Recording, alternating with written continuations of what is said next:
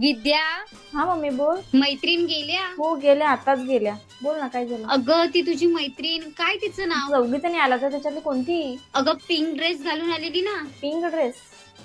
सृष्टी. तिचं काय? तिच्या घरचे कसे आहेत ग?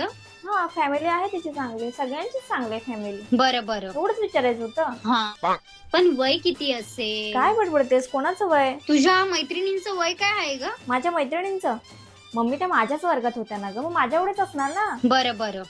अगं ऐक ना, बोल, काय झालं? मग अशी बोलली ती तुझी मैत्रीण. माझी मैत्रीण. हा, सृष्टी. तिचं काय? दिसायला एकदम सुंदर आहे, हा, दिसायला छान आहे. पण ती परत कधी येईल आपल्या घरी? घरी कशाला? आता काय माहित, त्यांच्यावर आहे. आता मी बोलवतो येतील, उद्या बोलतो उद्या पण येतील. कशाला? तुझं काही काम आहे का? असंच बोलव ग. हा ठीक आहे, बोलवलं उद्या परवा. मम्मी, हे उभं कापू की आडवं कापू? काप उभी. बरं. मी काय बोलते, ती सृष्टी घरची कामं वगैरे करते ना? हा, करते ना, ती सगळी कामं करते. का, काय झालं? पण तुला काय तिला सून बनवून घ्यायचे? अगं हो, मी पण हाच विचार करत होती आपल्या दादासाठी. काय? आपल्या दादासाठी? आणि सृष्टीचा? नको नको मम्मी, तू खूपच विचार करते. अगं हो, चांगली आहे पोरगी.